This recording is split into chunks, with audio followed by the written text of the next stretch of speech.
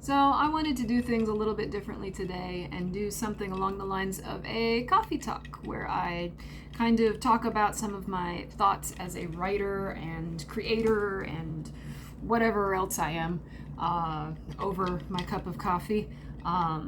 So today I was thinking about the fear of success and failure. I feel like most people are pretty vocal about their fear of their fear of failure. Everyone talks about their fear of failure and how they're afraid to fail and how they might fail. And really, I don't think people are as afraid of failing as they are with the humiliation that comes with failing, or with all the wasted resources that comes with failing. Really, what you're afraid of is looking stupid and losing all the time and finances you poured into doing a project, or just nobody liking your work or things like that. And I feel like we talk about that a lot, but we don't really talk about the fear of success as much. And for me as a writer, my fear of success has always been bigger than my fear of failure. Because at least with failure, like if I fail, no one expects anything of me, like, because I already failed. So failure never bothered me as much. Wasting time bothers me. I waste money all the time, to be honest. Like, how often do you waste money on things that don't matter? So wasting my money on things that do matter doesn't really stress me out as much. But success always paralyzed me the most, because with success comes more expectations. And then with those expectations, I have to keep up either an image, or I have to keep up with a pace that maybe I'm not comfortable with. So for example, as a writer, my fear was always, if I write a wildly successful book, and people loved it and demanded more of my work, could I make another book that meets their demands? Like, that was my fear. Could I make more and more and more books that people liked? And then could I make them at a pace that people were satisfied with? Like, would it take me 10 years to write like the next best book? Or could I do it quickly? Could I do it to meet market demands? Could I meet the expectations of my readers? Could I keep up with everything in my life plus creating? That was really what my fear was. There's a lot of car noises, I'm sorry. I'm kind of on a busy street. I guess I could close the window, but I'm already invested in this and I'm not getting up. So I kind of thought that failure was a little more comfortable, because at least no one would demand anything of me. And then, like, with failure, you can always blame somebody else, right? So you failed because, the government didn't give you a permit, or you failed because nobody appreciates good art, or you failed because your parents did something. I don't know. People like to blame their parents for everything nowadays. So maybe it's your parents' fault for never supporting you the way that you wanted them to. And maybe if your parents supported you too much, you're like, oh, they didn't, they weren't strict enough. I have no discipline. I don't know. It's just like with failure, you could blame something else. But I think what I've learned over however old I am, what I've learned is that your artistic endeavors, your life endeavors, they're not on a pass-fail scale. Like, this is not a university course, and life doesn't work that way. Usually what you have is a failure and success spectrum, honestly. Like, if you have wild success, it's probably lopsided somehow. And the reason for that is because when you do something artistic, when you do artistic endeavors, when you do any sort of risk, you usually have a cost. So it costs you something. It costs you time, it costs you money, it costs you energy, it costs you time out with your friends, it costs you social events, things like that.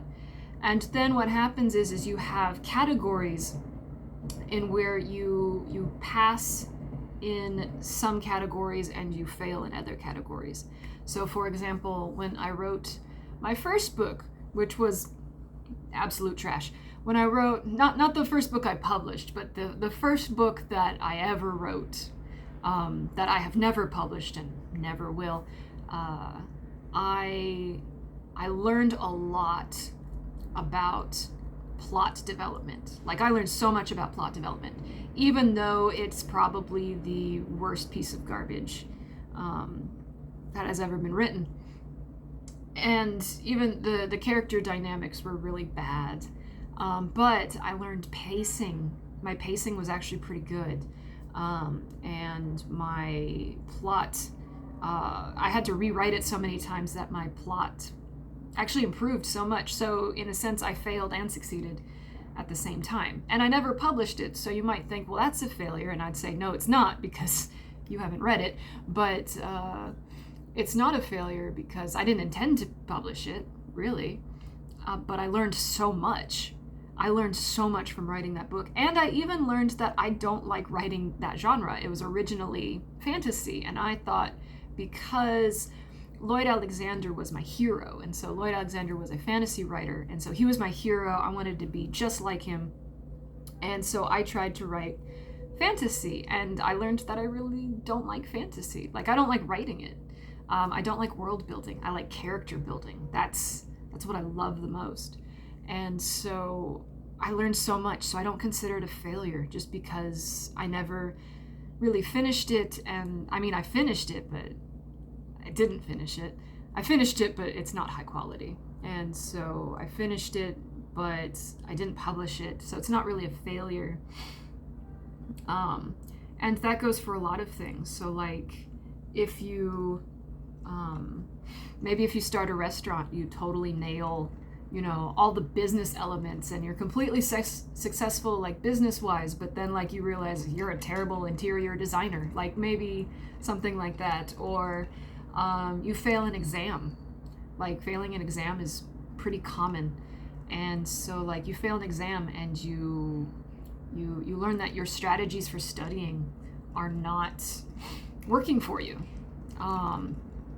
And maybe you need to re-strategize. Or maybe you learn that you're just not good at exams, and that's okay, because I failed a lot of exams and I became a teacher. So I mean, if you're afraid of success or failure, there's some sort of like blessing and curse in the fact that they always come together. Like, it's not a pass or fail class. Life is not a pass or fail. Every risk that you make is not pass or fail. Every creative project that you have is not pass or fail. Because with each creative project, you learn more. With each thing that doesn't work out, you learn again. And then when things do work out, it's really awesome. It's a great feeling. I think what the problem might be is if you're wildly successful one month, you might make that your, bar of success. I think it helps to redefine your version of success.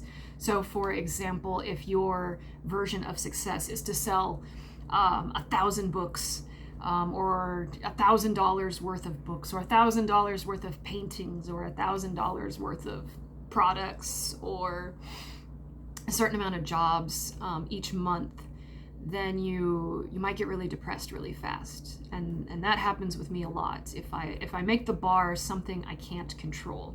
So I can't control how many books people buy. I can control how much I market. I can control how much I tell people about it. I can control how much I post on social media, which is not enough because my brain doesn't focus on those sort of things. But I can focus. I can measure my output, but I can't put my success on things I can't control, like people's reviews or how many books were sold or things like that. So I really had to think about changing my view of success and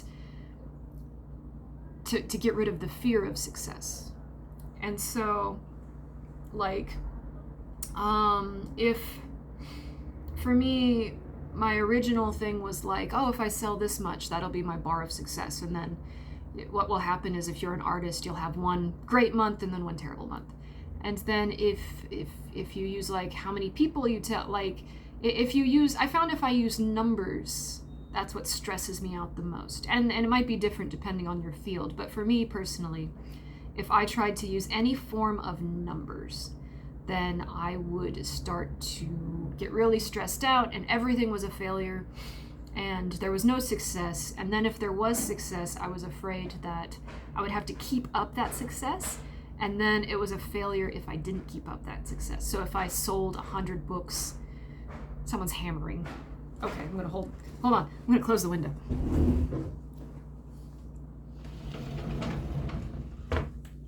There we go.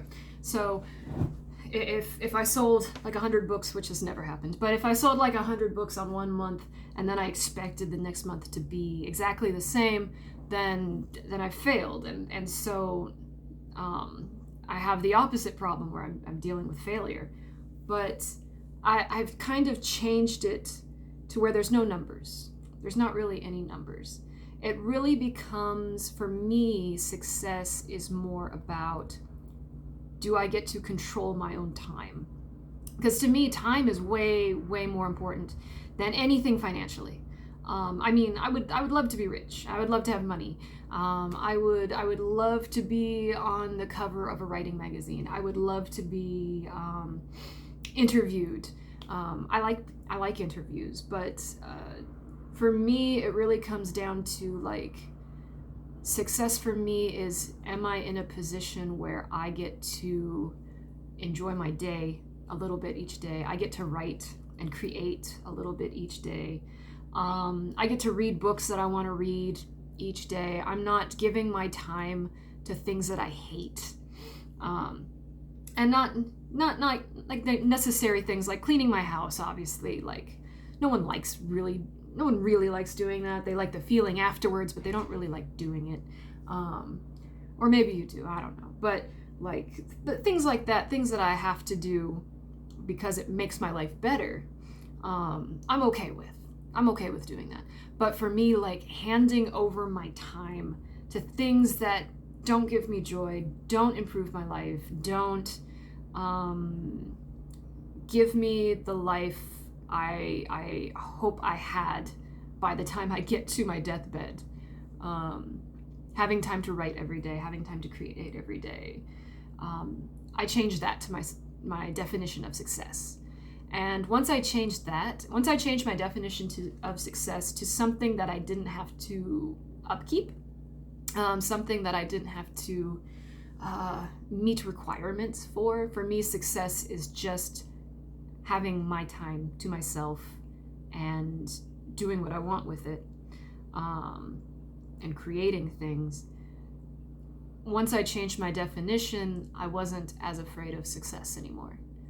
Because there wasn't expectations that I really had to meet. There wasn't numbers I had to meet. There was no wild expectations. So it was just, after deciding that got rid of my fear of failure and success. Because even if I fail, even if I don't sell any books, I had the entire day to do what I wanted to do. I had time to create. And maybe it'll be a little different if you have like family and things like that. I don't have those kind of obligations at this time, but I would like those obligations. And I realize those do take a lot of time and sacrifice and things like that.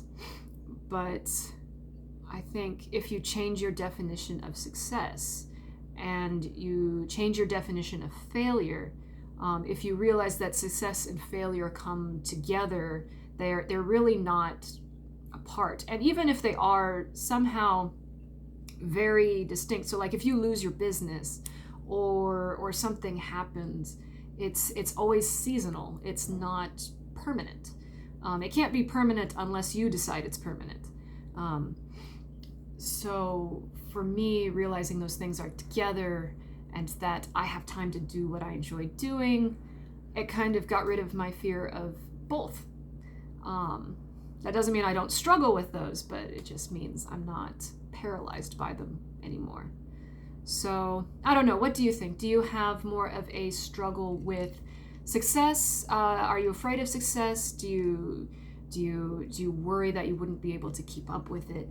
Or do you just worry you'll never have success? Because that's another artist problem, is just always being afraid that all the work you put in is for nothing, and that no one will ever recognize you or your work or anything like that. So are you afraid of success more or failure more? So tell me what you think. Tell me if you like this kind of format, whatever thoughts you have, and I will see you guys with my next coffee.